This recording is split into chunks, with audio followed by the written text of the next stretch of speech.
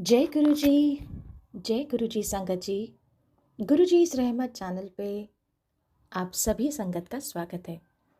आज का सत्संग बहुत ही प्यारा और बेहद ही भावपूर्ण सत्संग है। गुरु महाराज की पुरानी संगत अश्विनी अंकल का सत्संग। अश्विनी अंकल के सत्संग आपने पहले भी बहुत बार सुने होंगे संगत जी, लेकिन आज का सत्संग बेहद ही खास सत्संग है। अंकल ने अपने समय के कुछ ऐसे संस्मरण साझा करे हैं जो शायद आपने अभी तक नहीं सुने होंगे, और ये यकीनन ऐसे सत्संग हैं जिनसे आपको बहुत कुछ सीखने को मिलेगा। आप सभी से ये विनती करूंगी, इस सत्संग को ज़्यादा से ज़्यादा बाकी संगत के साथ भी ज़रूर साझा करें और इसे पूरा और अंत तक ज़रूर सुनें। अंकल ने एक ऐसा संस्मरण साझा करा है जब यकीनन महाराज ने कुछ ऐसी बातें साझा करी हैं जो हम सभी के लिए सुनने लायक और अपने जीवन में अमल करने लायक हैं। चलिए सुनते हैं अंकल का सत्संग। जय गुरु जी। गुरु महाराज आपके चरणों में कोटि कोटि प्रणाम। सारी संगत को जय गुरु जी, नमस्ते। गुरु महाराज आपकी जय जयकार हो। आपका धन्यवाद जो आपने मुझे इस लायक बनाया, मैं आपका आज गुणगान गा सकूं, आपकी महिमा गा सकूं। महाराज की बहुत मेहर है। महाराज को रिक्वेस्ट है सारी संगत के ऊपर, पूरी ब्लेसिंग उनकी बनी रहे। गुरु जी कहते थे कोई भी मेरे हुक्म के बिना मेरे दरबार में नहीं आ सकता। ये बिल्कुल सच है। गुरु जी ने कैसे समझाना है, कब समझाना है, वो महाराज ही जानते हैं। मेरे दोस्त के घर आए थे मलेरकोटला में। गुरु जी के बारे में पहले भी हम सुनते रहते थे, उनका गुणगान। तो मेरे दोस्त ने बताया भी हमारे घर गुरु जी आएंगे,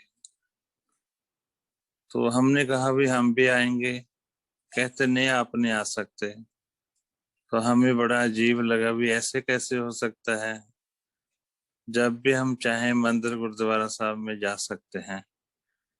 उन्होंने कहा नहीं, गुरुजी ने कहा है पहले मुझे लिस्ट बना कर देना आप, जिसको मैं परमिशन दूंगा वही आ सकता है। तो गुरुजी का शुक्र, उन्होंने हमें परमिशन दी, अपने चरणों के साथ जोड़ा। बहुत शुक्राना महाराज। हमारे गुरु महाराज बहुत रॉयल थे और अब भी बहुत रॉयल हैं। 96 में मेरी मैरिज हो गई थी। तो मैरिज के बाद मेरी वाइफ को एस्थमा हो गया था, जो हमने कभी एस्थमे का नाम भी नहीं सुना था।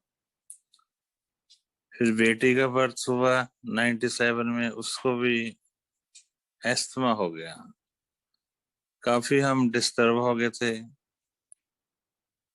कह सकते हैं हम नर्क में चले गए थे। 2001 की बात है, गुरुजी दुगरी आए हुए थे। तो बेटी जब कुछ भी ले लेती थी तो उसको प्रॉब्लम बहुत हो जाती थी, जैसे ठंडा पानी पी लिया, कोल्ड ड्रिंक पी लिया। तो ऐसे वाइफ की बहुत प्रॉब्लम थी, क्योंकि उसकी मदर को भी एस्थमा था। उसने देखा हुआ था अभी उसकी मदर कैसे 40 साल बेड पर ही रही थी। वाइफ ने जब भी वॉशरूम जाना होता था, पहले आधा घंटा पहले बेड पर बैठकर रोती थी, क्योंकि उसको पता होता था पाँव नीचे जाएगा तो मुझे सांस नहीं आएगा। हालत काफी खराब थी। तो गुरु महाराज दुगरी आए हुए थे, बेटी लंगर कर रही थी, दोपहर का टाइम था। तो उसने कहा मुझे दही प्रसाद दे दो। तो मैंने रोका भी आपको प्रॉब्लम आएगी। तो सामने महाराज खड़े हैं, तो सेवादार ने उसको कटोरी भरकर दही की दे दी। कहते ये गुरु जी का प्रसाद है। उसने खा लिया। महाराज को हमने बेनती की, महाराज आप ध्यान रखना। संगत जी शाम को टेलीफोन आ गया गुरु महाराज का, आज वकील दी कुड़ी दा कल्याण कर दिता। गुरु जी की इतनी मेहर हुई है, 20 साल हो गए उसको कभी खांसी नहीं हुई, कभी बलगम नहीं आई, कभी अस्थमा नहीं हुआ। ये कैसे हो सकता है?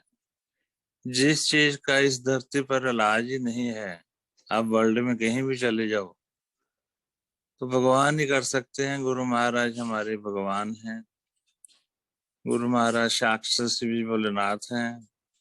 ऐसी वाइफ को प्रॉब्लम थी बहुत ज्यादा, वाइफ मेडिसिन लेते थे रेगुलर, लेकिन असर नहीं होता था, उसका कलर भी ब्लैक हो गया था और बहुत वीक हो गए थे। ऐसे गुरु महाराज ने हमें मेहर बख्शी है, हम उनका नहीं देन दे सकते। ये जो जीव है उनका गुणगान गाने के लिए ये भी छोटी है। एक दिन हम सर्दी में चंडीगढ़ लेक पर सैर कर रहे थे, तो वाइफ ने कहा ये मेरी लाइफ का एक सपना है, मैं तो सर्दी में घर में भी नहीं निकल सकती थी और आज मैं यहाँ फॉग में सैर कर रही हूँ। गुरुजी हमें बहुत ताकतें देते हैं, हमें उनका शुक्राना करना चाहिए। काफी गुरु महाराज के चरणों में उनकी कृपा से जाने का मौका मिला।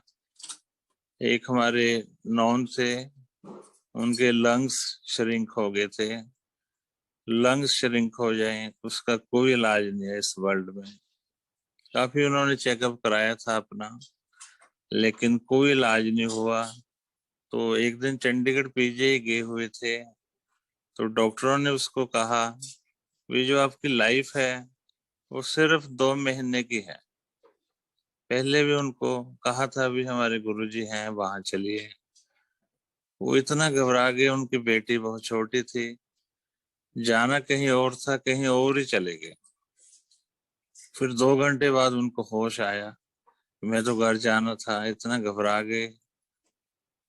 फिर नेक्स्ट डे हमारा प्रोग्राम बना भी मैं दिल्ली जाऊंगा, तो हमने उनको कहा भी आप ऐसे खन्ना में आ जाना, हम आपको बाई रोड वहां से पिक कर लेंगे।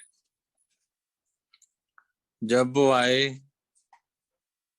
तो उनके हाथ में एक पॉलीथीन लिफाफा था, तो हमने पूछा ये किस लिए लेकर आए हो? कहते मुझे हर समय बलगम खांसी आती रहती है, कार खराब हो जाएगी। संगत जी गुरु जी की इतनी मेहर हुई, हम दिल्ली पहुंच गए 6 घंटे में, एक बार भी उनको खांसी बलगम नहीं आई। ये कैसे हो सकता है? ये नहीं हो सकता। वहां भी हम गुरु जी की परमिशन से गए थे, तो हर वीक पर गुरु जी के चरणों में जाने का मौका मिला। कई बार गुरु महाराज हमें 4 दिन वहां रोक लेते थे, तो इस बहाने बड़े मंदिर की सेवा बहुत मिलती थी। ये सब उनकी ही लीला है, उनकी ही मेहर है, इसमें हमारा कोई वो नहीं है। अगर वो चाहेंगे तो ही हम उनके दरबार में जा सकते हैं। तो वो कहते भी मैं कभी भी जो 10-10 साल में कभी कुछ खाया नहीं और खा भी नहीं सकता, मेरे लिए जो जहर है, मैं गुरु दरबार में आता हूँ, गुरु जी देते हैं लंगर वगैरह, जो भी वो अपने हाथ से प्रसाद देते थे, मैं खाता हूँ, मेरे हजम हो जाता है। तो इतनी मेहर बख्शिश हुई गुरु जी की, 5-6 साल निकल गए। तो एक दिन वो उनको काम था चंडीगढ़ पीजीआई में, तो वो अपना काम करने के बाद में उनको माइंड में वैसे ख्याल आया ये है तो महाराज का ही गुणगान। बिचौरों में डॉक्टरों को मिलकर आता हूँ, क्योंकि थोड़ी अटैचमेंट हो जाती है जिसको हम बार बार मिलते हैं। जब डॉक्टरों को मिलने गया तो डॉक्टर डर गए उसको देखकर। डॉक्टरों ने कहा मुझे ये बताओ भी आप असली हो या भूत हो? वो कहता है मैं असली हूँ। कहते हैं आप अभी तक आप कैसे जीवित हो? हमने तो बॉम्बे से भी टीम आई हुई थी पीजीआई में, आपको कहा था 2 महीने मैक्सिमम आपकी लाइफ है। तो फिर उन्होंने बताया हमारे गुरु महाराज हैं, उनकी ब्लेसिंग से ये सब चल रहा है। संगत जी गुरु चरणों में जितना हम सरेंडर करते जाएंगे उतनी हमें ब्लेसिंग मिलती रहेगी। हमारे हाथ में कुछ भी नहीं है, अगर कुछ है तो हमारे वहम है, हम ज्यादा सोच लें, कम सोच लें। लेकिन अगर गुरुजी हमेशा ही कहते थे, जब आप अंदर आते हो तो अपने शूज के साथ अपनी अकल वहां रखाया करो, ताकि उनको गुरुजी को ब्लेसिंग करने में ज्यादा आसानी रहे। बड़ी उनकी मेहर रही है, वह बहुत शुक्राना है। 2004 में मुझे हार्ट की प्रॉब्लम आ गई थी और मुझे हार्ट अटैक हुआ था। तो 7 अगस्त 2004 को मेरे 2 स्टंट डाले गए थे। स्टंट डालने के बाद शाम को मैं इमरजेंसी में था, तो मेरी जो पल्स होती है वो प्लेन हो गई थी और मैं इस दुनिया में नहीं रहा था। संगत जी, अगर किसी भी इंसान की डेथ हो जाए तो भगवान ही उसको न्यू लाइफ दे सकता है। गुरु जी हमारे भगवान हैं, जिस भी रूप में आप मानना चाहते हो उनको मानो।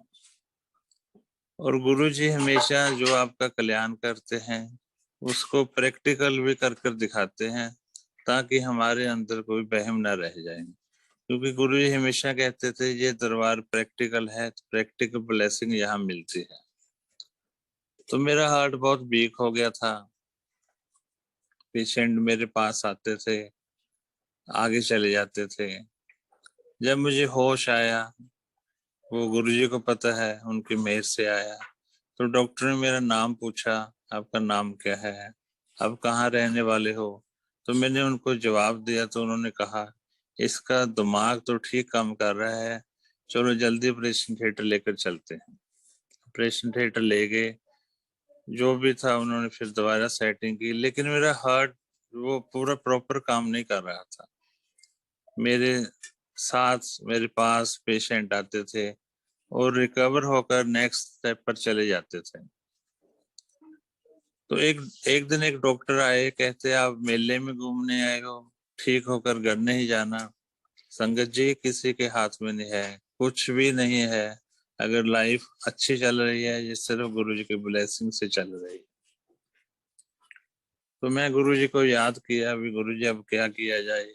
तो गुरु जी ने दिल्ली बेस्ट स्टेट से संगत को भेजा, हस्बैंड वाइफ को।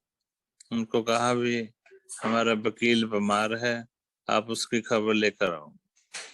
तो वो उनको ये भी गुरु महाराज ने कहा था भी आपने इकट्ठे ही खबर लेने जाना है।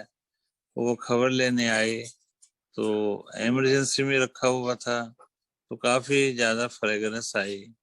संगत जी, जो पेशेंट मेरे से पहले आगे नेक्स्ट स्टेप पर थे वो वहीं थे, और इतनी ब्लेसिंग फास्ट हो गई और मुझे छुट्टी मिल गई। ये गुरु जी की मेहर है। अपने आप सोचो, जिसकी रिकवरी भी नहीं हो रही और उसको छुट्टी कैसे मिल सकती। तो मेरा 22 किलो वेट रिड्यूस हो गया था उस समय।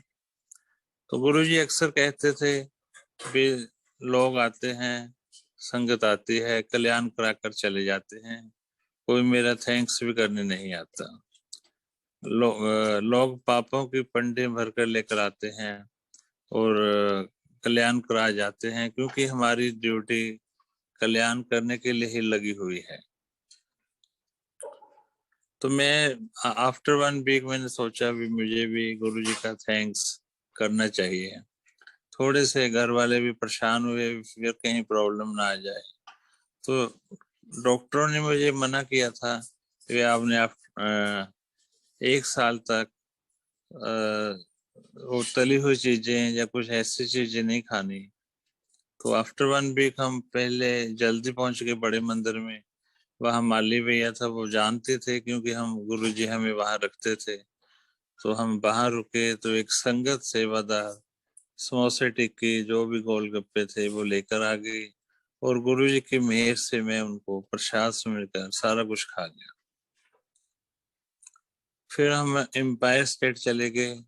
एम्पायर स्टेट में हम दरवाजा अभी बंद था तो बाहर बैठ गए।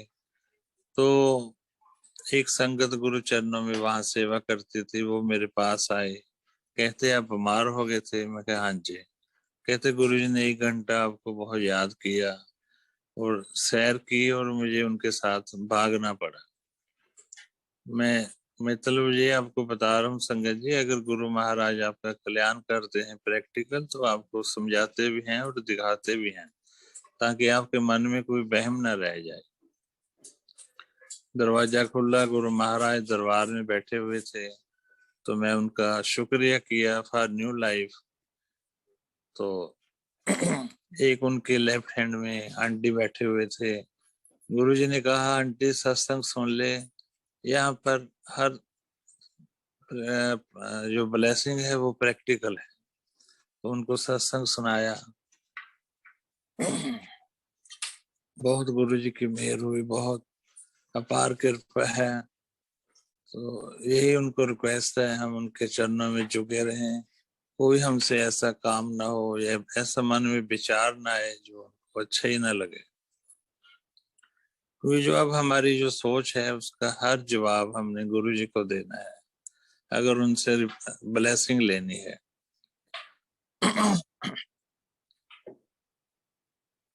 गुरुजी महाराज के पास हम जाते थे, तो एक दिन मैं उनके चरणों में बैठा हुआ था, तो देखा गुरु महाराज शिवजी भोलेनाथ के रूप में कन्वर्ट हो गए अपने आसन में बैठे बैठे, और उन्होंने मेरे अंदर एक शेषनाग छोड़ा। तो शेषनाग गुरुजी कहते हैं ये आपके अंदर ही रहेगा। और शेषनाग जी ने 2 स्तंड जो मेरे डाले थे पकड़कर मेरे मुंह के थ्रू बाहर फेंक दिए। गुरुजी कहते हैं आपका हमने नया दिल लगा दिया है। संगत जी, जो हार्ट पेशेंट होते हैं वो कभी भी साइकोलॉजिकल ठीक नहीं होते, उनको लगा रहता है मुझे कोई ना कोई प्रॉब्लम है, लेकिन मालिक की इतनी मेहर है, मुझे आज तक कभी महसूस ही नहीं हुआ मुझे कोई प्रॉब्लम आई है। और गुरुजी की मेहर से मैंने लाखों किलोमीटर सफर कर लिया है। वो ही करवाते हैं, वो ही साथ चलते हैं। ऐसे ही फिर 2001 में बेटे का बर्थ हुआ, तो उनका नाम रखना था, तो नाम नहीं रख सके हम। तो फिर डिसाइड किया, गुरुजी को कहेंगे गुरुजी इसका नाम रखो। तो गुरुजी ने उसका नाम, दिवाली का दिन था, 7-8 महीने गुजर गए थे, तो सुबह ही फोन आया, अभी इसका नाम महक रखते हैं। तो अब उसका नाम गुरुजी ने महक रखा हुआ है। तो बहुत उनकी ब्लेसिंग है, पल पल वो हमारे हमारे साथ रहते हैं, हम उनकी दिशा के मुताबिक चलते रहें, यही उनको बेनती है।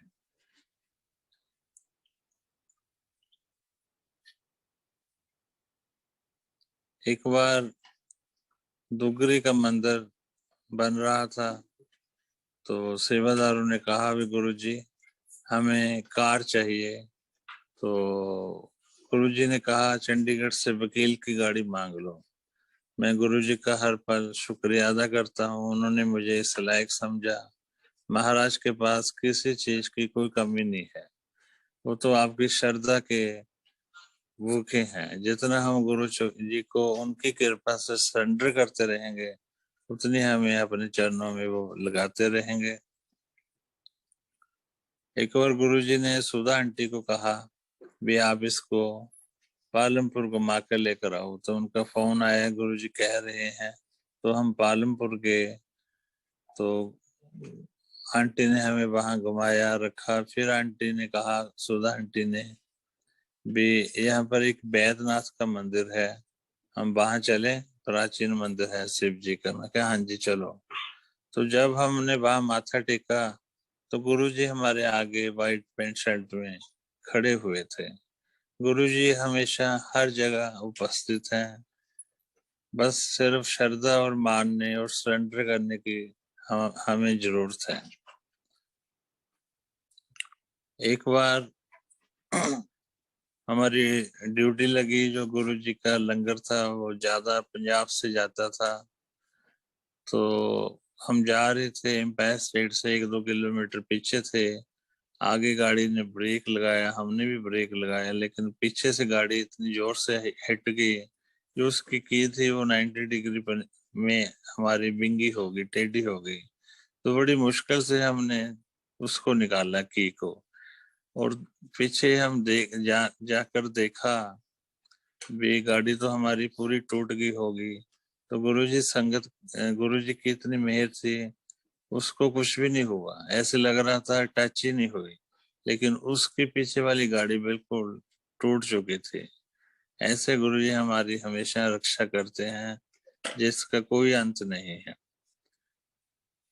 तो पंजाब और चंडीगढ़ की संगत बंद होती थी, लेकिन उनकी मेहर से हम गुरुजी हमें बुला लेते थे। तो एक बार किसी का कोई काम था, वो काफी प्रॉब्लम में थे, तो उन्होंने कहा गुरुजी हम बहुत प्रॉब्लम में हैं। तो गुरुजी ने कहा भी आपका काम वकील करेगा। तो नेक्स्ट डे मैं गुरु चरणों में गया। गुरुजी कहते वो आएंगे तो आप उनका काम कर देना। तो मैं कहा हाँ जी गुरुजी। लेकिन वो बिजी हो गए, नहीं आ सके। आफ्टर 15 डेज फिर प्रॉब्लम उनकी ज्यादा क्रिएट हो गई। तो फिर वो दोबारा गुरु चरणों में आए। तो गुरुजी ने कहा भी आपको कहा है वो भी आपका काम करेगा। तो वहां पर एक सुबह 4 बजे तक गुरुजी ने उनको रखा, पहले एम्पायर स्टेट में, फिर बड़े मंदिर में ले गए। तो गुरुजी की कृपा से एक मुझे मेरा दोस्त भी वहां बैठा हुआ था, उसका फोन आया नेक्स्ट डे, गुरुजी आपको याद कर रहे थे। तो महाराज का मैंने बहुत शुक्रिया किया, मुझे इस लायक समझा भगवान ने। तो उसके नेक्स्ट डे फिर हम गुरुजी के चरणों में गए। तो गुरुजी ने कहा उनका काम है, आप उनका काम करवा देना। मैं कहा हाँ जी गुरुजी। कहते उसकी डीआईजी की बेटी की मैरिज है, वो आपको बुलाएंगे, वो आपने जरूर जाना है। मैं कहा हाँ जी गुरुजी। तो फिर वो कहते वो एम्पायर स्टेट में एंटर हो चुका है, अभी आ रहा है। मैं कहा हाँ जी गुरुजी। तो गुरुजी ने मेरी ड्यूटी लगाई। मुझे बहुत मौका मिला, दिल्ली, गुड़गांव, जहाँ जहाँ भी काम था जाने का, हर वीक महाराज के चरणों में हम गए। तो गुरुजी के दर्शन हुए। गुरुजी के कारण हम बड़े मंदिर में रुकते थे, तो लंगर भी बहुत मिला हमें खाने के लिए। तो फिर वो काम गुरुजी की कृपा से हो गया था। तो जब लास्ट, हमें नहीं पता था महाराज ने चोला छोड़ देना है, तो लास्ट सैटरडे था। तो उसने मुझे कहा फ्राइडे को भी, कल को हमने जाना है दिल्ली में। क्या काम है? कहते भी ऐसे काम है, अभी हम फिर बैक स्टेट चलेंगे। मैं कहा भी गुरुजी बहुत डांट लगाते हैं, हमने ऐसे नहीं जाना बिना बुलाए बिना काम के। कहते नहीं नहीं आपको कुछ नहीं कहते। तो हम चले गए, उनका काम था जो काम कराया। तो तकरीबन हम 5 बजे पहुंचे थे एम्पायर स्टेट। गुरु महाराज सैटी पर बैठे हुए थे और 3-4 संगत बैठी हुए थे उनके पास। तो मैंने उसको आगे कर दिया भी आप माथा टेको, अगर कुछ गुरुजी कहेंगे तो आप ही सुन लेना। क्योंकि गुरुजी से हमें बहुत डर लगता था, आज भी उतना ही डर लगता है। तो जब उसने माथा टेका तो उसने अपना गुरु महाराज ने अपने फेस दूसरी तरफ कर लिया। मैं टेका तो मुझे पूछा वकील कैसे आए? मैं गुरुजी इसका काम था। कहते ये तो एक कंफ्यूज पर्सन है और इसको दफा करो और इसको बाहर सामने बिठाओ। तो महाराज को पता है। तो फिर गुरुजी ने मुझे अपने पास 3 घंटे खड़ा रखा। संगत आती थी, संगत से भी मिला देते थे। किसी का कुछ सत्संग करवाना होता था महाराज वो भी करवा देते थे। तो एक संगत आई कलकत्ता से थी। तो पहले आंटी बात करने लगे, अंकल साथ खड़े हुए थे। वे गुरुजी मेरे पास बहुत कुछ है, हीरे जवाहरात हैं, मैं फुली सेटिस्फाइड हूँ अपनी लाइफ से। तो गुरुजी फिर हंस पड़े। कहते गुरुजी मैंने हमारे पास 9 हेलीकॉप्टर हैं और एक हेलीकॉप्टर मैंने आपके लिए ही लेकर रखा हुआ है, जब भी आप आओगे आप ही बैठना उसमें। तो गुरुजी हंस पड़े। उसके बाद फिर उसने कहा, गुरुजी मैंने आपसे एक बात करनी है। गुरुजी कहते हाँ 10। कहते गुरुजी मैं आपको एक चेक बुक देना चाहती हूँ, साइन कर कर आप उसको सेवा में लगा लेना। तो गुरु महाराज ने बहुत जोर से उनको डांट लगाई। कहते महापुरुषों से ऐसी बातें नहीं करते। तो फिर आंटी चुप कर गए। तो हम खड़े रहे। तो फिर गुरुजी ने अंकल को कहा, आप इसको अपना सत्संग सुनाओ। वो कहते कौन सा? वो कहते कलकत्ते वाला। तो उन अंकल काफी रिच थे। वो हमेशा ही 200 करोड़ 300 करोड़ या 500 करोड़ से कम बात ही नहीं कर रहे थे। गुरुजी की उनके ऊपर मेहर थी। तो फिर उन्होंने सुनाया भी। हमारे एक वहां पर पंडित जी हैं, वो उनके पास एक इंस्ट्रूमेंट है। जब भी वो इंस्ट्रूमेंट रखते हैं, अगर राइट घूमता है तो पॉजिटिव है, अगर उल्ट घूमता है तो नेगेटिव है। तो कहते हैं हमारा काफी महंगा बिजनेस टेबल था, तो काफी चेक किया, लेकिन एक जगह पर आकर वो उल्ट घूम रहा था। तो 3-4 बार चेक किया। पंडित जी बहुत परेशान हो गए, भी ये क्या हो गया, इंस्ट्रूमेंट को क्या हो गया।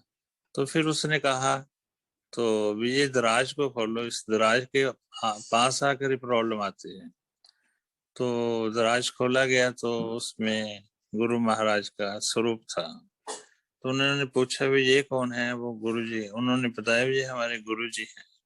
कहते इतने पावरफुल हैं, इन्होंने तो मेरा इंस्ट्रूमेंट ही फेल कर दिया था। तो गुरु महाराज में बहुत पावर है। गुरु जी कहते थे हमें हमेशा अक्सर, यहाँ मेरा स्वरूप होता है वहां मैं होता हूँ। हमें गुरु जी को समझने की और सरेंडर करने की जरूरत है। एक बार दुगरी मंदिर बन रहा था, तो थोड़ी मोटी गुरु जी के चरणों में हमें भी सेवा करने का मौका मिला। तो राजस्थान हम गए थे मार्बल लेने के लिए। रास्ते में गुरु जी का भी फोन आता था, अच्छा मार्बल लेकर आना है। तो मार्बल लिया। तो मार्बल उन्होंने फिर मेजरमेंट के लिए मुझे मुझे दे दिया, भी आप मेजरमेंट करो, क्योंकि वहां मेजरमेंट में ही कुछ गड़बड़ कर देते हैं। मेजरमेंट के बाद में साइड पर जाकर खड़ा हो गया। हम 4 बंदे गए थे। तो वो 3 उनसे बात करने लगे। मैं कहा आप पेमेंट की बात कर लो। तो मेरे पास आ गए। कहते भी देखो कितना सामान ले लिया हमने इनसे, भी ये 1 रुपया भी कम नहीं कर रहा। तो मैं कहा चलो फिर मैं क्या कर सकता हूँ। कहते नहीं आप बात करो, लेकिन फिर साथ वालों की बात माननी पड़ती है। मैं कहा चलो। तो मैंने उनको कहा देखो आप ठीक रेट लगाओ, हमारी ये रिक्वेस्ट है। हम कोई बिजनेस नहीं करने आए, हम गुरु चरणों में सेवा करने आए हैं। तो उन्होंने कापी पेंसिल मेरे हाथ में दे दी। कहते जो आप लिखोगे वही रेट लगेगा, इसमें मेरा कोई रोल नहीं है, ये सब गुरु जी की ब्लेसिंग है। गुरु जी ही हमारा दिमाग चलाते हैं, गुरु जी ही हमें हर चीज पसंद करवाते हैं। कहते हैं न जन्म हमारे हाथ में है, न मरण हमारे हाथ में है। जितना मालिक ने मुझे समझाया, 20 की लाइफ भी हमारे हाथ में नहीं है।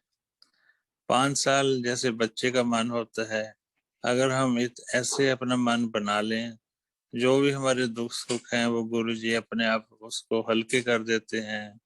गुरु जी कहते थे 90% में थोड़े दुख ले लेना है, 10% तो आपको निकालने पड़ेंगे, नहीं तो फिर आगे जाकर प्रॉब्लम आएगी। तो उनकी बहुत मेहरबानी है गुरु जी की, बहुत उनका आशीर्वाद है। तो संगत जी उन्होंने मुझे कहा था, गुरु जी ने भी आप 15 साल में, मैं कभी भी डॉक्टर के पास नहीं गया, तो मुझे उन्होंने कहा था कि 15 साल में आपने एक बार जरूर चेकअप कराना है डॉक्टर के पास। 2004 में मुझे प्रॉब्लम आई थी, 2019 में मेरे मन में आया, वो भी गुरुजी ने डाला। मैं इंग्लैंड जाना था, तो मैंने सोचा भी चलो 15 साल होने वाले हैं, गुरुजी का आदेश था, थोड़ी टेंशन भी हो जाती है, भी चेकअप कराते हैं। मैं जहाँ पर मेरा वो हुआ था, स्टंट डाले गए थे, मैं वहीं चला गया। 2 जूनियर डॉक्टरों ने मेरी इको की, मुझे चेकअप किया। तो मुझे पूछने लगे भी आपको कोई प्रॉब्लम आई थी। साइंस के मुताबिक हमें बताना पड़ा भी हाँ जी मेरे 2 स्टंट डाले गए थे। तो आपस में डॉक्टर बात कर रहे हैं, स्टंट तो अंदर है ही नहीं। ये है हमारे गुरुजी की प्रैक्टिकल ब्लेसिंग। कोई लिमिट नहीं है, कोई शक कोई किंतु परंतु नहीं हमें करना चाहिए। संगत जी हम बहुत लकी हैं, सारी संगत जिनको गुरुजी ने अपने चरणों में बिठा रखा है, लगा रखा है। बस हम तो उनको हमेशा अपने साथ लेकर चले हैं, उनका गुणगान करें। संगत जी हमारी सभी संगत का एक ही मकसद है, गुरु जी की ब्लेसिंग। हमारा एक ही ध्यान होना चाहिए, गुरु जी की ब्लेसिंग। बाकी ज्यादा इर्द उर्द बहुत कुछ है, बहुत गुरु जी के चरणों में हमें लगना चाहिए, गुरु जी का ही हमें ध्यान करना चाहिए। फिर मेरी वाइफ को गुरुजी ने अपने रूम में बिठाया, बुलाया। 2 दिन संगत और भी बैठे हुए थे, तो गुरुजी ने कहा तू ला कर ले, क्योंकि गुरुजी का उस फैमिली से तकरीबन 1970 से लिंक है और उसका बर्थ भी गुरुजी की ही कृपा से हुआ है। तो भी तू ला कर ले। फिर वो चुप कर गई। फिर उन्होंने 3-4 बार कहा भी तू ला कर ले और तू इनकम टैक्स की प्रैक्टिस करना। तो ऐसे गुरु जी की मेहर है, वो बिन मांगे सब कुछ हमें दे देते हैं और दे रहे हैं। बस यही है, उनका शुक्राना हम करते रहें, उनके चरणों में हम लगे रहें। कोई भी ऐसी कर्म न हमारे से हो जो उनको अच्छा ना लगे। हमें अपना मन और तन बिल्कुल साफ रखना पड़ेगा अगर गुरु महाराज की हम ब्लेसिंग चाहते हैं, और फिर वो धीरे धीरे आपका लेवल हाई करते रहते हैं। संगत जी को रिक्वेस्ट है, गुरु जी का मैं शुक्राना करता हूँ पल पल का, वो अपने चरणों में हमें लगा कर रखें, अपने मुताबिक हमें चलाते रहें। जय गुरु जी। Thank you so much uncle, बहुत ही प्यारा सत्संग हम सभी संगत के साथ साझा करने के लिए। शुक्राना है गुरु महाराज का, जो हर दिन हर पल हर क्षण अपनी ना जाने कितनी ही संगतों का कल्याण करते आ रहे हैं। उम्मीद करूंगी कि हमेशा की तरह आज भी संगत को अपनी बहुत सारी उलझनों के, बहुत सारे प्रश्नों के उत्तर ज़रूर मिले होंगे।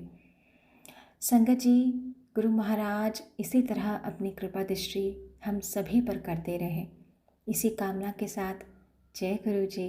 शुक्राना गुरु महाराज।